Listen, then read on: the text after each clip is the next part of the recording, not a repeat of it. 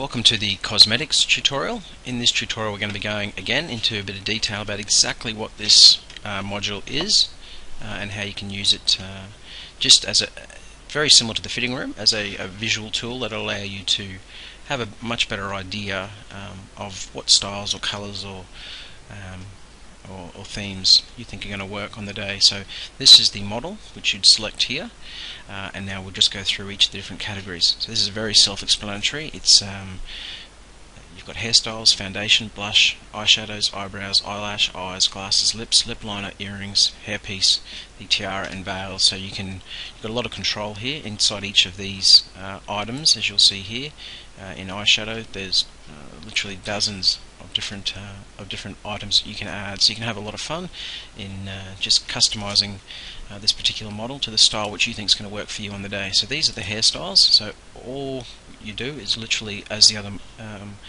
3D animators modules have showed, you just click the X or the add button.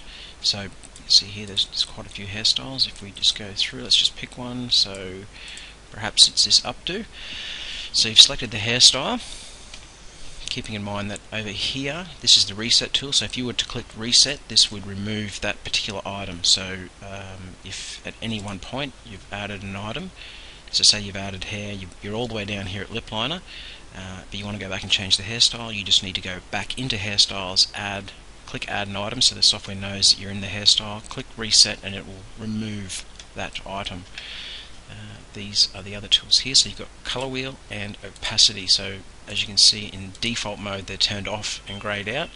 So we will just click color mode and the slider will appear, which will allow you now to change the color of any item brought in.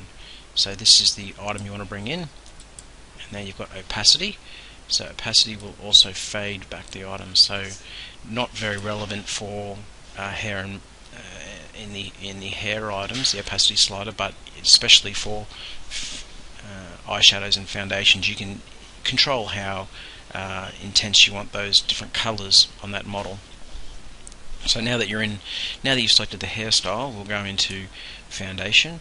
So we click the foundation button here. As you can see here, the foundation has now been added. So if we slide back to 0, there's nothing there, but as you can increase the amount of foundation that you want on. Also you can change the color wheel, but obviously for certain items, especially foundation, you're not going to play around with the color wheel. You want to keep it that earthy tone. So say that's nothing, say you want that much foundation. Now you're moving into blush. Adding blush, you can now see that the blush has now appeared on the model's cheeks. Again, increase, decrease. So if that's at its maximum, and now these are the color wheels to change. But if you want to keep it at those earthy tones, or as such, just leave it on that item. So now you've done the hair, foundation, blush, and you're just moving through now. But it is very self-explanatory. This is a little bit more detailed, but the eyeshadows is broken into 3 different layers. So first layer, second layer, and then under eye. So first layer is just the detailed trimming above the eyelid. The second layer is a broader stroke that sits above the eyelid to the eyebrow, and then under eye, which will show, is the under eye makeup. So we select first layer. Now default mode, it's been selected in all these items. You'll see here this icon here is in color. So if we select first layer, this is the particular first layer eyeshadow that you want. It comes in a default color of purple, which means that you can change the colors through this slider here. But we've also added these smoky and natural colors. So if you were to click ash, you'll see here it's a much lighter shade, smoky, charcoal. It's the exact same eyeshadow, but just in different tones. And if you go through here, that is a broader stroke, as you can see coming off the edge here. That's the default color, which you can change the colors in. And this is where the opacity tool comes in, because if you don't want it that intense, you can then slide the opacity bar back slightly to the exact level that you want. And again, you can choose the different shades, preset shades that have been put through. So say that is something, we'll just use the first one, and you want that in charcoal. There you go. But obviously it's not as dark as it could be because the opacity tool is down. So you got to keep referring to that, because sometimes you might forget to turn it back on, turn it back to its default setting. So we just collapse this box here. Now you're onto second layer. So these, as you can see, if you click these icons here, for instance, snap that. The second layer is the broader stroke, but this is the default color, which again allows you to move through the different colors. But again, everything has a color code, so if you want to go from a darker smoky for second layer, you click this one, and then under eye, again, under eye default color, default mode is in color, and then ash, smoky, charcoal. So now we're moving on to eyebrows. Now eyebrows, if you hover over the image, it will appear larger, so you can have a better idea of before you select. But to be honest, it's just as quick as clicking the button. So as you can see here, there's 22 different types. So you merely select the type of eyebrow that you think is going to suit you for the day. That's a much finer streak. You can actually, again, decrease that back. You can even change the color to browns or blondes. Eyelash. Now here are the eyelashes. So again, there's at the moment there's 15 different eyelashes. So once you've clicked on royalty or elegance, you can see what's happening here. Those eyelashes are getting snapped straight to that model, so it's very lifelike, very authentic. Allows you to get a very good feel. It's an after dark eyelash, flutter, classic, elegance. There's, as you can see, there's finer, wispier eyelashes. Let's just choose. We've chosen wisp. Now we're just moving down to eyes. So here we can do is we select eyes, and you can see here that a color mode has been attached to the model's eyes. Again, as you can see through, you can change the color. So this is the in a frequently asked question that came up in a forum last week. What's the purpose of the eyes? Well, it could be color contact lenses, or it just allows you to map the model as close as you can to your own eye color.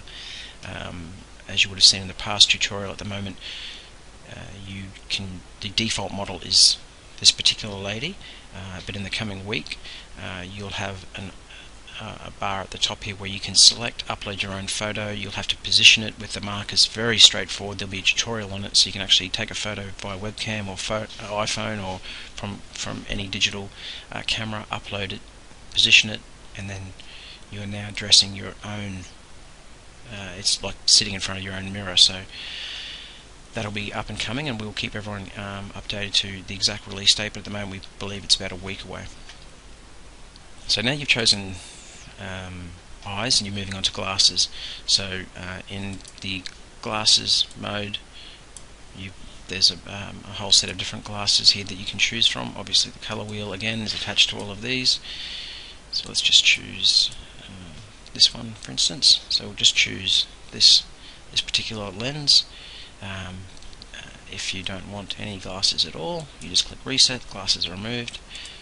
Lips, very straightforward. Click add lips. Now the lips have been added to this model, and you can change the colors.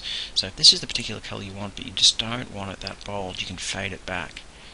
There you go. Lip liner, so this is the outer liner of the lips to highlight the lips. We can just increase these back to their default colors, so you can see here if that's the color that you'd like, but you just want it faded right back just so it's nice and subtle.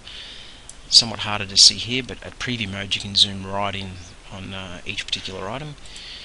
Earrings, so here you've got dozens of earrings to choose from. Let's just choose this studded earring. It's appeared here. As you'll see here, if you went back to hairstyles and say we chose this updo, you can see what's happening here. You just couldn't see the last two because they were hidden from the eyeliner on the side. So if we just go into earrings, you can choose the stud here on the side, and that's going to be positioned here. At any point you can choose those earrings. There's dozens to choose from, so that's the earrings that you'd like. Okay, so now you're moving on to hairpiece. Now the hairpiece is putting in a decorative hairpiece on the top here. So as you can see, there's dozens to choose from. So it's literally very self-explanatory, very user-friendly. But there's we're not going to go into all the items because it'd take too long. It's merely just something that allows the bride to have a lot of control or creativity, because there's no point in having a powerful tool like this if there's only one hairstyle or one set of eyelashes. You've got literally dozens to choose from across the board. So you've chosen the hairpiece, the eye colour, the eyeshadow, the eyebrows, the earrings, the lips, even the hairstyle. Now you're moving down to the tiara. Perhaps there is a particular tiara that you think would look good on the day. That's the tiara, so you position that. But again, if you didn't want the tiara, you just merely push reset and it'll be delete. So that's reset / just delete. And veils. So here are some veils which you can choose from. At present there's about 12 different veils. So here's a short inline piece which sits behind the hair, so it starts at the back of the hairdo and comes out from the front. Or perhaps it's something a bit more elegant or classic as such. So once you've selected all this and you've had a good idea or good play around, then you can literally go to save your changes. That was the save changes for this model. So you can see there's a screenshot of exactly what's going to save, and it's going to ask you, do you want to save it to your account, which means it's going to end up in your bookcase with all your other items, or save it to your PC. So you can save this flat image straight to your desktop, and then you can use that as a reference point of what particular styles or what particular look you're seeking for the day. I hope you've enjoyed this tutorial, and as this is the same with the other tutorials, please make sure every time you log on you check the tutorial link, and it'll say if there's been 4 tutorials added, it'll say number 4, and then tomorrow it might say 5, which means that you know now that you can have a look at number 5 because it's an update on this cosmetics tutorial. Thank you.